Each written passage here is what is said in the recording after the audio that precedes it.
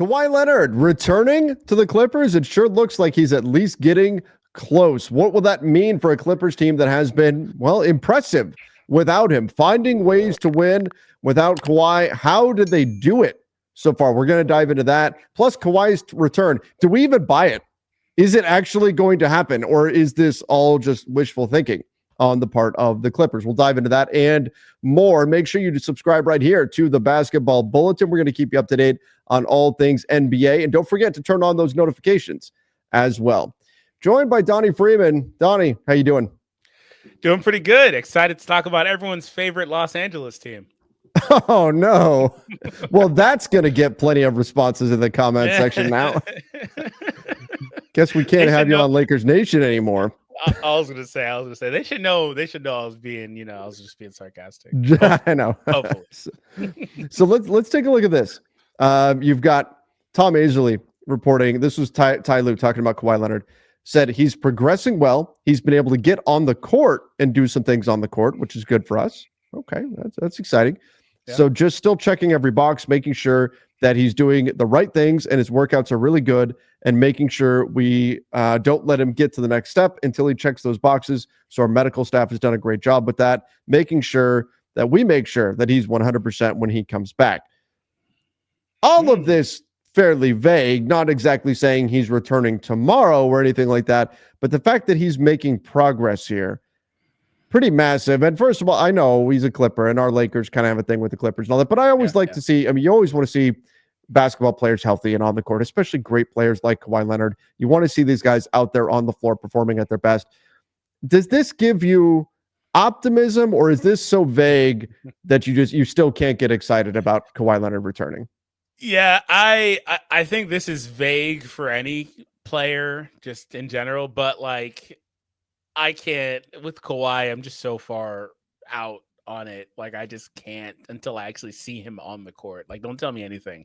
I just need to see him on the court. I don't care about when they project he'll come back, how he's doing behind the scenes.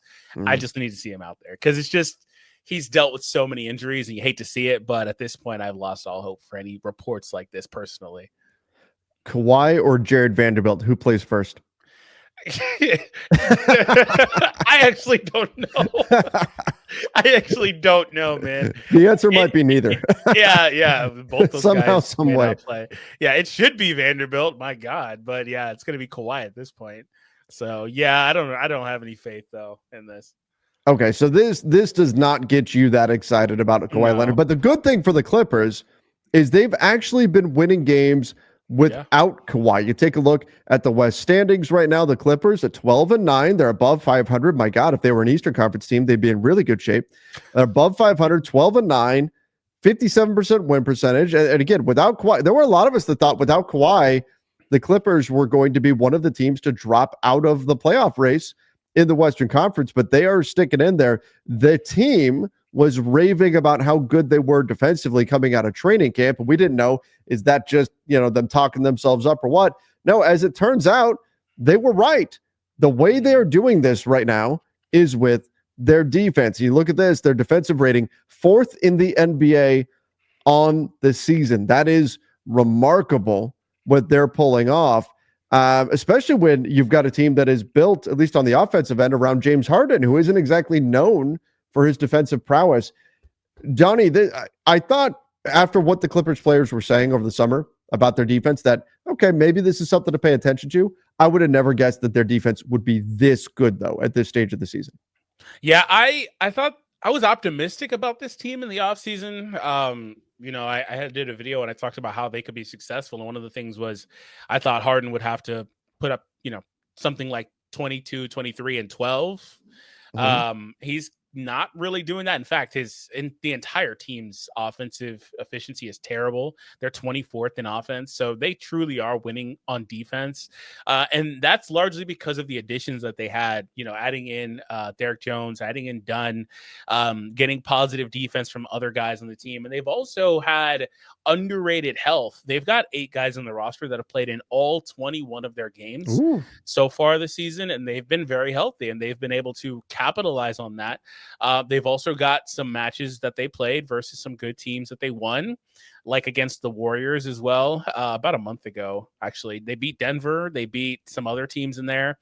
Maybe I'm going too far back. Maybe that's like preseason. I'm not sure, so don't quote me on that. But they've played some good teams. They've played some bad teams. But regardless, they just kind of, they beat the Warriors on the 18th. So yeah, they definitely have beat them at least once. Their defense has been what it is. So I do think that this team has potential to where if you add Kawhi into it, and if he's even remotely healthy with how they're playing right now, they should be pretty good going forward. Like I said a second ago, I think you should be optimistic anytime you can get a player of that caliber back. I just need to see him on the court, of course. Yeah. And I think that there's some positive regression that could happen for a lot of their players on the offensive side, because like I said, they've gotten good production out of Zubac, and Powell's been a revelation despite him missing, I think, 6 games this far, putting up about 24 points for them. That's been great. Yeah. So they've got some of that, but they're not having the efficiency they would like. Harden specifically has not been very efficient, shooting in the 30s for field goals and threes. It's not great. You don't mind the threes as much, I guess, but it's not great. So yeah, I think there's some positive regression they can get there too, and they could potentially go up. And they were a team that was like you said, we didn't really know what to expect from them. And I also questioned whether or not they were just trying to sell tickets this year, because it doesn't really matter if Kawhi comes back. I don't expect them to truly be in the mix of things at the end of the season. But regardless, I think they've been pretty good. Yeah, they definitely have. And you know what? For a team to be this good on the defensive side of the ball, and with the roster that they've got, to be currently where they are, they have to have a superpower. They have to have something that they are great at. And the thing that the Clippers are great at, it's the defensive glass. Number 1 in the NBA in defensive rebound percentage. And that has become so huge, because here's what it also means. If your defensive glass is strong, what that means is that your opponents, when we go take a look at their opponents' offensive rebounds, look at that. They are second in the NBA in offensive rebounds given up. And a lot of that is credit to Ivica Zubac, who's been one of the best rebounders in the NBA over the course of the season. So why is this such a big deal that they've got this superpower of keeping teams off the offensive glass? Well, it's because offensive rebounds tend to yield open threes. We see it all the time. You get an offensive rebound, the ball gets kicked back out. The defense is all discombobulated because they've already taken off. Once the shot's gone up and the ball's bounced off the rim, they're already getting ready to head down the other way. So the defense is out of position. And a lot of times you get a guy that relocates very quickly and gets a wide open three. So offensive, they're crushing for a team, and they are so valuable on the offensive end if you can grab offensive boards. So they have been one of the best teams in the NBA at denying those opportunities to their opponents. And in fact, if you go and you take a look at their opponent's second chance points, there's the Clippers. No surprise. Again, second in the NBA in second chance points given up. So even though their offense has struggled, their defense has been really, really good, and they're not giving up second chance scoring opportunities. That's what's allowing them to win in the margins here and beat teams that they might not otherwise. They're not giving up the extra scoring opportunities. I mean, you go look at how many points are given up by some of the worst teams in the NBA. Look at OKC, who's been fine. They've got other areas where they're good, but they were lacking a big for a good chunk of the season. The Wizards, the Spurs, our Lakers, the Clippers are denying are plus 3 points per game compared to some of the worst teams in the NBA. 3 points is a massive difference in terms of winning and losing. So that's the Clippers' superpower right now. It's how they're getting it done. Great defense and a great job on the boards. That's how they're finding ways to gut out wins despite Kawhi Leonard not being out there. So you can imagine if Kawhi comes back and can give them, obviously he can be a good defensive player, but if he can give them enough on the offensive end to where instead of being a bad offensive team, they're an average offensive team, and they continue to maintain this rebounding superpower, then the Clippers may really become something this season. That's their path to getting there. As you get Kawhi back healthy and he helps your offense, they might be off and running at that point. Yeah, definitely. And I also really like it because I think that it lessens the burden that Kawhi has to play with on the defensive side. And he's probably not going to. In fact, Kawhi's, I'm pretty sure when he comes back, he's going to be guarding probably the weakest or second weakest, perimeter player that he can kind of be stuck on. And I like that. And he can save more of his energy for the offensive side. And we know how he can be over there. I just love the way he developed his game, being a defensive first player coming out. And now he's just automatic from the mid range, developed into a great shooter out there on the 3-point line too. So I think that he'll be able to give them, 25 or so points. And that's going to be a huge shot in the arm for this team that, again, does struggle on that side. But it is promising to see the defensive ability that this team has, whether that's just, guarding and rebounding and all that stuff. I think that's very promising. I think that, you can plug him into this team and they can really make a move from there. Like I said, I do think that they are kind of one piece away, obviously one of those pieces, healthy Kawhi, but they need another piece, which is unfortunate because they lost an all-star caliber player who's not really doing much this year in hindsight. But at the time, that's part of the reason why people were questioning what this team could potentially be. And so, I think that that's kind of where this team, may fall short. But regardless, I think that it's been pretty admirable. It is. And it's interesting because, like you said, we are Laker guys, and Laker fans don't like Clipper fans. Clipper fans don't like Laker fans. And it is what it is with that. But I got to say, I do appreciate the way that they built this roster and how scrappy this team is and the way they go out there and they work. And they just make it tough on teams every night. It's a really fun brand of basketball. If you actually just watched any of it, it's a really fun brand. Yeah. I mean, no Kawhi.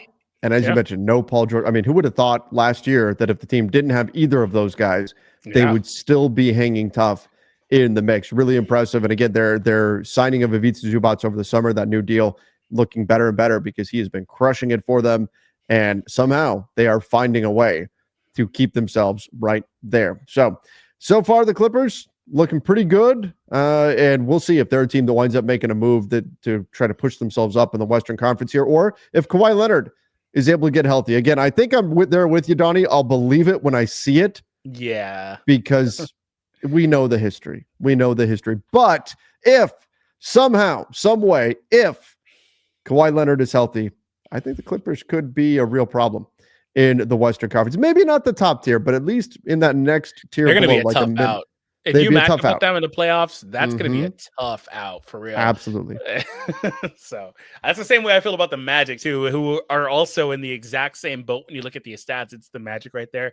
I look at them and I'm like, that's a tough out if you play them for sure. They're a pain in the butt to play against. Yep. Yeah. Absolutely. All right, everybody, let us know your thoughts. Kawhi Leonard, is he really coming back? Let us know in the comment section what you think and what you think so far about what the Clippers have pulled off. No Paul George, no Kawhi. So far, they're hanging tough. Let us know your thoughts in the comment section. Make sure you go check out our latest video as well, all about the Golden State Warriors and their trade prospects to replace DeAnthony Melton. So go check that one out right now.